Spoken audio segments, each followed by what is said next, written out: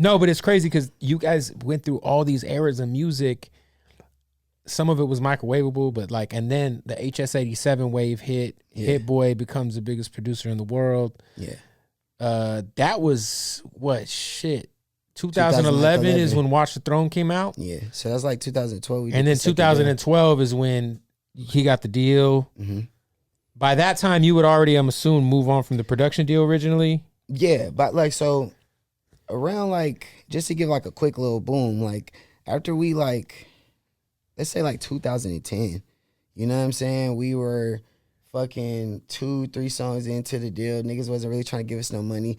I had real relationships. Chris Brown invited us on like this huge ass tour at this restaurant out here in Hollywood. He looked me in my face, was like, man, y'all come on the tour, man. Y'all good. All y'all gotta do is get a tour bus. And y'all good for every day. And they have bread for us. We just had to get a bus. And we didn't know the game. Interscope wouldn't even pay for the bus. It was 60 racks. It was stupid little petty shit like that like we didn't know no better. Saying that to say, but I knew enough to be like, yo, this shit is whack. You feel me? And then me and Octane, like, they start kind of like turning us against each other. They start getting weird early. But this is my brother. So if we were never able to do nothing, it was always like get in a room and chop it up. Like, nigga, what's good? Right. This shit is out. You feel me? And so that's what we did.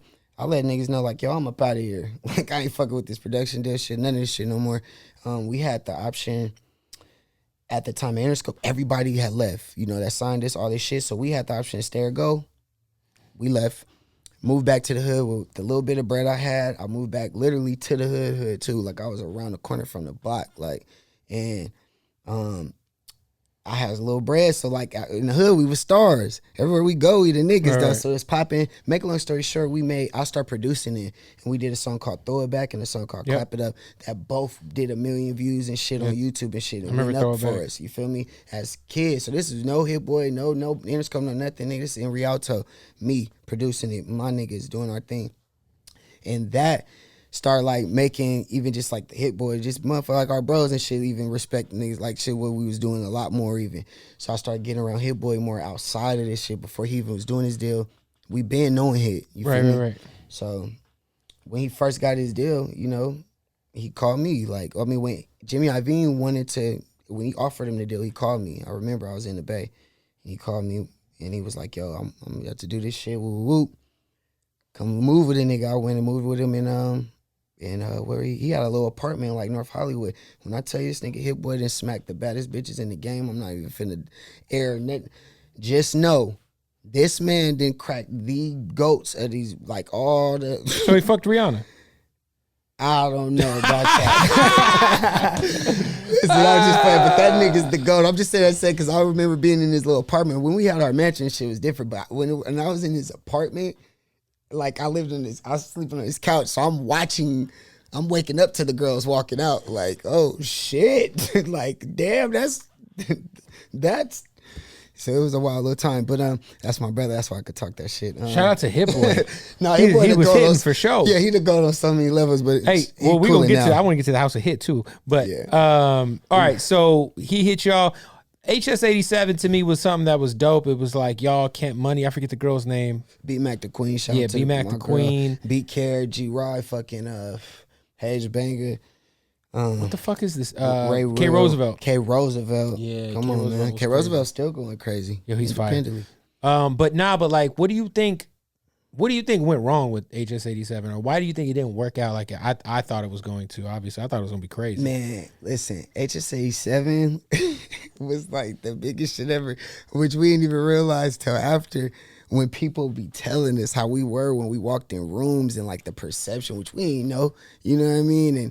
And but the real reason that I personally think it didn't work out, other than just divine timing, was just Hit Boy was the biggest producer in the world, as well as Hit Boy can actually rap and make dope music. You know what I'm saying? He was really inspired to make, you know, his own music, you know, do his solo thing. And I think it was a lot of people in his corner and in his ear. No, I don't think. I know. It was a lot of people in his corner in his ear, and the wrong people in his corner in his ear that just was just giving him wrong advice in game. You know, simple as that. That like, on what he should have been doing with the budget. And then we from the IE, we kids like that don't know shit. Niggas is ghetto, bro. Like I remember like Hit Boy being at my crib spending the night before. I remember Hit Boy being at our producer's crib stugging. Like Hit Boy ain't always been up and rich either, Hit Boy, you know. So when that nigga start getting that crazy bread, like he trusting these people, you know. So when they not telling that nigga to put 200,000 at radio behind K Roosevelt, as he should have. The Do Me Now record was out of here. That, you know, or when they not telling this nigga to put, you know, 200,000 to whatever, fucking anything, whatever behind Shine or whatever, because he's not knowing to, and obviously he's not finna. So I think it was shit like that. I think it's. I told Hit this. I told him that I think he's improved so much as an MC, and I feel like he's taken huge strides in that direction. Yeah, I feel like initially he had You Can't Money. I feel like he could have eased into the rapping shit a little bit slower. Mm-hmm. You know what I'm saying? If that makes sense? Yeah, 100%. I mean, because Hit Boy is rapping better than everyone now. No, he could rap. Just feel like initially I feel like he came into the game. Like it went from him being the biggest producer in the game to him, it almost felt like solely focusing on rapping. Yeah. And he was. And it was like, all right, well. Which it wasn't a bad idea because he had good. No, he had great record. Bro, and listen. then the nigga dropped Jay-Z interview. Like, well, we got Jay-Z interview was crazy. And that shit went so crazy that you would be foolish to not like go full speed ahead. You know what I mean? But I think like me and my cousin was just banging a fucking Hit Boy verse, going crazy. This nigga's a nut, right? Like his raps is killing it. His whole project he dropped 2 projects this year. The shit with Dom and his solo shit. You feel me? But the reason why I feel like he's going so crazy now is because where he's at in the production.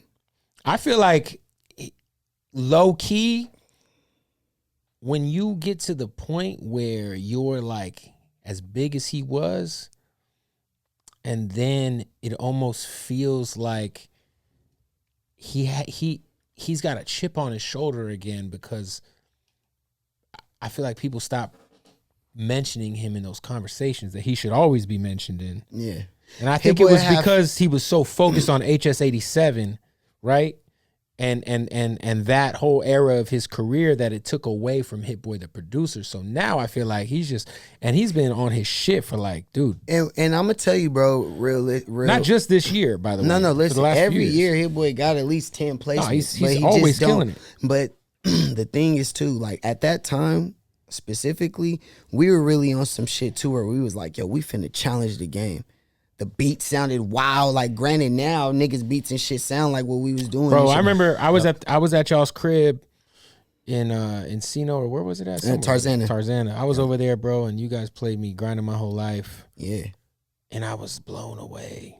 It was like the hardest shit I ever heard. Yeah. I was like, this is the crazy. This since like grinding from the clips. This shit is so hard. Like, literally some of the beats, I mean, the beats was so nutty that like people didn't get them. They didn't get it. And so like a person that just raps too crazy and so it's just going over your head like fucking Daylight, you know what I'm saying? Like that was how the beats were, you know, even though we loved the beats them, were crazy. Listen, real music motherfuckers loved them. Everyone loved them, but the people who aren't music, like kids that are in their fucking car going to school that want McDonald's on the way, don't understand the beats, didn't understand what we was doing.